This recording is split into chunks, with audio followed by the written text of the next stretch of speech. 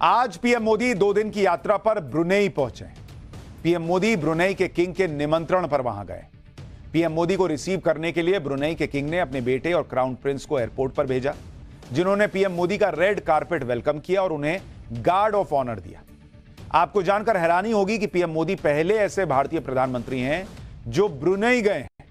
इससे पहले कोई प्रधानमंत्री भारत का गया ही नहीं ब्रुनेई। अब से कुछ ही देर में पीएम मोदी और ब्रुनेई के किंग की मुलाकात होने वाली है, लेकिन इस मुलाकात को लेकर सबके दिमाग में यही सवाल है कि भारत के प्रधानमंत्री को ब्रुनेई जैसे छोटे से देश में आने की जरूरत पड़ी क्यों? जहां कोई प्रधानमंत्री नहीं गया वहां मोदी गए क्यों? इसके बारे में आपको आगे डिटेल में बताऊंगा। पहले यह देख लीजिए कि पीएम मोदी अपने जिस दोस्त से मिलने गए हैं उनके दोस्त का जलवा क्या है। ब्रुनेई के किंग दुनिया के सबसे अमीर लोगों में एक। इनके पास गोल्ड से बना हुआ किला है, सोने से बना हुआ किला, 7,000 गाड़ियों का काफिला है और एक से बढ़कर एक प्राइवेट प्लेन है। यानी सीधी बात कहें तो आज इनके पास महल है, हजारों गाड़ियां हैं, अरबों खरबों रुपए का बैंक बैलेंस भी है, लेकिन इसके बाद भी ये भारत के पीएम मोदी से दोस्ती चाहते हैं। ब्रुनेई में पीएम मोदी के उस दोस्त से भी आपको मिलवाता हूं जो दुनिया के सबसे बड़े महल में रहते हैं, दुनिया की सबसे महंगी और आलीशान गाड़ियों के काफिले में चलते हैं। ये जब भी विदेश जाते हैं तो गोल्ड से तैयार स्पेशल प्लेन में उड़ान भरते हैं। इनका नाम है हाजी हसनल बोल्किया, जो ब्रुनेई के किंग भी हैं। गाड़ी देख रहे हैं बॉस, सोने की गाड़ी, सोने का महल। 75 साल की उम्र में इनकी ठाट बाट वाली लाइफस्टाइल देखकर हर कोई हैरान रह जाता है। आगे बढ़ने से पहले आपको ब्रुनेई के किंग का महल दिखाता हूं, जिसे दुनिया का सबसे बड़ा महल कहा जाता है। इस महल का नाम है इस्ताना नुरुल ईमान। इसे किंग ने ब्रुनेई नदी के किनारे बनवाया है। इस महल की सबसे खास बात यह है कि इसकी दीवारों पर सोने की परत चढ़ी हुई है, पानी चढ़ा हुआ, जबकि इसके गुंबद को 22 कैरेट गोल्ड से तैयार किया गया। मतलब कोई थोड़ा गुंबद ही खरोच ले तो भैया उसका जीवन सेट है। यह महल 21 लाख वर्ग फीट में फैला हुआ है। दावा किया जाता है कि दुनिया में सबसे बड़ा महल है और इसका नाम गिनीज बुक में भी दर्ज है। इस महल को 1984 में बनाया गया था। इस महल की कीमत 5,000 करोड़ रुपए से ज्यादा है। इसमें 1,780 कमरे हैं, 1,780 कमरे, 257 बाथरूम। मतलब साल में एक बाथरूम यूज किया तो अगला जो है वो फिर आधा साल गुजरने के बाद आएगा। 5 तो इसमें स्विमिंग पूल है। इस महल में जो गुंबद है उसमें 22 कैरेट का सोना लगा है। इसके अलावा महल की दीवारों पर भी सोना जड़ा है। इस महल में गाड़ियों की पार्किंग के लिए 110 गैराज है। इसके अलावा महल में 200 घोड़ों के लिए एयर कंडीशन अस्तबल बनाया गया। बताइए, घोड़ा भी एसी में रह रहा है। घोड़ा दौड़ के आएगा, कहेगा पसीना आ गया, एसी चलाओ। यह महल गोल्डन थीम के मार्बल से तैयार किया गया है, जिसके लिए 38 अलग अलग किस्म के महंगे मार्बल्स का इस्तेमाल हुआ। महल की अलग अलग 44 सीढ़ियां पूरी तरह मार्बल से तैयार की गई। इस महल में एक बड़ा बैंक्वेट हॉल भी है, जिसमें 5,000 मेहमान बैठ सकते हैं। ब्रुनेई के सुल्तान को कारों का भी बड़ा शौक है। इनके पास दुनिया की सारी महंगी और एक से एक बढ़कर लग्जरी कारों की लाइन लगी। आप देखिए ना बॉस, आप सोचिए कार, काश ऐसी गाड़ी होती, वो वहां खड़ी है। इनके महल में 110 बड़े बड़े गैराज ऐसे ही थोड़ी हैं। वहां इतनी महंगी महंगी गाड़ियां तो रखेंगे कहां? इनके पास, ये भाई साहब के पास 7,000 के करीब कार है। इन कारों की कुल कीमत 34,100 करोड़ रुपए है। इनके कार कलेक्शन में 600 रोल्स रॉयस है। इसके अलावा 300 फेरारी है, 275 लैम्बोर्गिनी है, 172 बुगाटी है, 350 बेंटले है, 230 पोर्शे है, 225 जगुआर है, 440 मर्सिडीज बेंज है, 265 ऑडी है और 237 BMW है। बोलने में थक गए भाई, खरीदते खरीदते नहीं थक रहा। बहुत से रईस लोग दिन के हिसाब से अपनी कार में चलते हैं, जैसे संडे को रोल्स रॉयस, मंडे को फेरारी। ये भाई साहब तो शायद घड़ी के टाइम के हिसाब से इन कारों में चलते हैं। तब भी भाई साहब जो अगर एक दिन में एक कार, 2 कार भी इस्तेमाल कर लें तो उस कार का नंबर पता नहीं कितने साल बाद आएगा। वैसे तो ब्रुनेई के सुल्तान को अपनी सभी गाड़ियां पसंद है, लेकिन सबसे फेवरेट इनकी है रोल्स रॉयस कार, जिसे उन्होंने खास अपने लिए गोल्ड से तैयार करवाया है। इस कार के ग्रिल से लेकर टायरों पर सोने की परत चढ़ी हुई है। इसके ऊपर छतरीनुमा आकृति बनी है। ये देखिए, ये सोने की कार है भाई, इसका पहिया ये सब में सोना लगा है। जिसकी मदद से इसे बग्गी का लुक दिया गया है। ब्रुनेई के राजा अपनी जनता के बीच होने वाले आयोजनों में इस कार की सवारी करते हैं।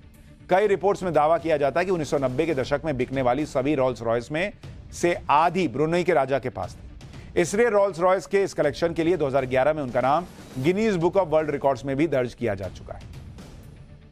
ब्रुनेई के सुल्तान हाजी हसनल बोल्कियाह के पास कारों के साथ ही प्राइवेट जेट्स का भी बड़ा कलेक्शन है। सबसे हैरानी की बात यह है कि सुल्तान को प्लेन उड़ाने का बहुत शौक है, इसलिए अपनी इंटरनेशनल यात्रा के दौरान ये अपने प्लेन खुद उड़ाते हैं। 2018 में 26 जनवरी को भारत ने ब्रुनेई के किंग को गणतंत्र दिवस पर चीफ गेस्ट के रूप में आमंत्रित किया था। ये देखिए आए थे भाई साहब, ब्रुनेई से दिल्ली तक अपना प्लेन खुद उड़ाकर लाए थे। इनके पास प्राइवेट जेट में, बोइंग में आप कह लीजिए कि 767 प्लेन है। इसके अलावा एयरबस A340 भी है। इसकी कीमत 3000 करोड़ रुपए है। हाँ, अब चला है सही ग्राफिक्स। मुझे लग रहा है ग्राफिक्स आर्टिस्ट भी देखा होगा कि इतना पैसा है, इतना सब कुछ है, उसका हाथ इधर से उधर हो गया। खैर, तो मैं बता रहा था कि इनके पास प्राइवेट जेट में बोइंग 747 और बोइंग 767 प्लेन है। इसके अलावा एयरबस A340 भी है। इसकी कीमत 3000 करोड़ रुपए है। इसके रेनोवेशन पर खर्च 1000 करोड़ रुपए का आता है। किंग के शौक का लेवल देख रहे हैं आप। इन्होंने 3000 करोड़ रुपए का तो का प्लेन खरीदा है, जिस पे रेनोवेशन पे 1000 करोड़ रुपए खर्च कर देते हैं। दरअसल किंग ने अपने प्राइवेट प्लेन में सोने का पानी चढ़ाया है। इसमें किंग के बेडरूम और दफ्तर की वॉल भी गोल्डन फिनिशिंग की गई है। इस जहाज में सोने का वॉश बेसिन है, आलीशान गोल्ड प्लेटेड विंडो है। इसके अलावा जहाज के फ्लोर पर सोने के तारों वाली कालीन बिछाई गई। मुझे लगता है भाई का बस चले तो ये पानी भी सोने के पानी से नहाए। अब आपको ब्रुनेई के किंग की इस रईसी की वजह बता देता हूं। दरअसल किंग हसनल बोल्किया की कमाई का सबसे बड़ा जरिया ऑयल रिजर्व और नेचुरल गैस है। ब्रुनेई में तेल और नेचुरल गैस का बहुत बड़ा भंडार है।